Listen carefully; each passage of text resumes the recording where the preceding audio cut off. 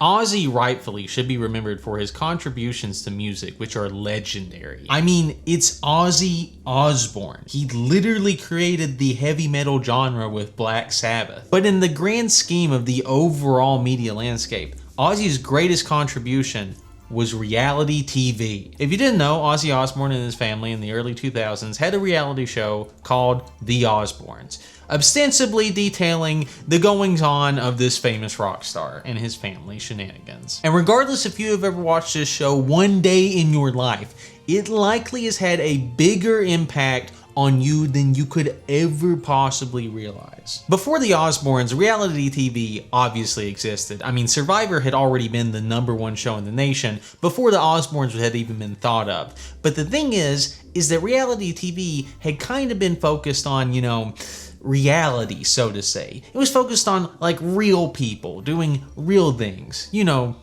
us peasants, you know, like the poors. But the Osbournes' true contribution to the genre was asking the true question of, what if we did this, but with insane celebrities? Because as the show began filming, the producers very quickly realized that this was not a fluff piece about the celebrity lives of this, you know, 70s rock star. No, it was a documentary about the 4 most diagnosably insane humans that have ever been spat out onto the earth. This is where you get these great scenes where Ozzy apparently doesn't know what a telephone is, like he's a caveman, are literally just falling out of a chair. Whenever things would get dull, they would bring Courtney Love in to spice things up with a disassociative episode. Just going in the fugue state here. The show was really just able to show everyone in the Osbourne family in just the absolute, you know, most trashy light. Ozzy is just completely incomprehensible. Sharon! Sharon! Sharon comes off like the worst mom ever, but like in this complete trash way. I don't want to hear your hubbledy-bubbledy bull. Just telling you, she's not welcome in my home. Neither are you. You're a Fruit Loop that tells fortunes. Jack literally needs to go to a mental institution. And Kelly Osbourne is Kelly Osbourne. Oh, it's not their hair, so I don't really care. Oh, that rhymed.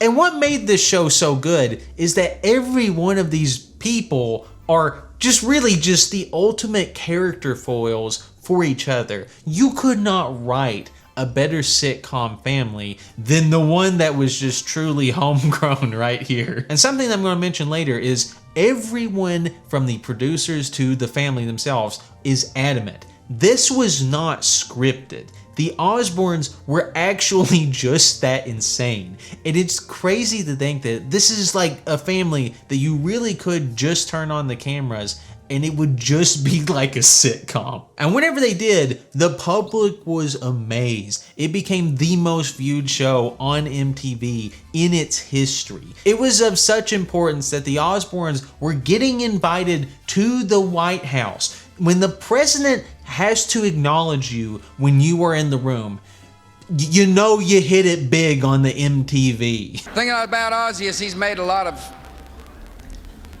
big hit recordings. Party with the Animals, Sabbath, Bloody Sabbath, Facing Hell, Black Skies, and Bloodbath in Paradise. Ozzy, Mom loves your stuff. And I Am Ozzy, which is unquestionably the best autobiography, not just specifically of Ozzy Osbourne, but like in general of any human ever made. Seriously, like, you should read this book. It goes over just how insane of a change it was once the show started. The show was broadcast for the first time on March 5th, 2002, a Tuesday night. By Wednesday morning, it was like I had moved to another planet. When you've got a hit TV show in America, that's as big as it gets fame-wise. Bigger than being a movie star, bigger than being a politician, and a lot bigger than being the ex-lead singer of Black Sabbath. The power of basic cable TV at that point in time was so much that even being on a like mid-level show in the grand scheme of things made you literally one of the most famous humans on earth, much more than his music ever did up until that point. It's at this point that you see Ozzy in like all of these commercials because he had just become a brand into and of himself. And the Osbournes wasn't even on air for that long. It ended in 2005 after 4 seasons. And by the time that it did end, the family was barely getting across the finish line. Everyone had addiction problems. There was absolutely no privacy. They were scared of just how famous they were.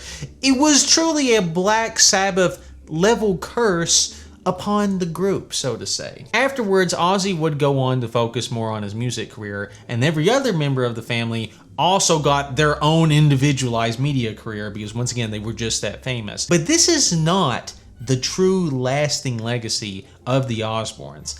That is in every other reality show that has ever came after that point. After the success of the Osbournes was seen, every single celebrity who did not have the moral fortitude to say no to a potential reality show got one. Gene Simmons, Run DMC, Bobby Brown, T.I., Snoop Dogg, and of course, Keeping Up with the Kardashians and its many spin-offs. All of these and many more were just direct, unabashed ripoffs of the crazy celebrity family format that the Osbournes dredged up to the surface. Truly, there would be no Snooki if Sharon Osbourne did not throw that ham over the fence. Direct line between those two. However, I think that the crucial, lurking variable, so to say, that all of these shows are missing is the fact that Ozzy Osbourne and his family were genuinely just that entertaining. The whole reason why the Osbournes was so initially successful is because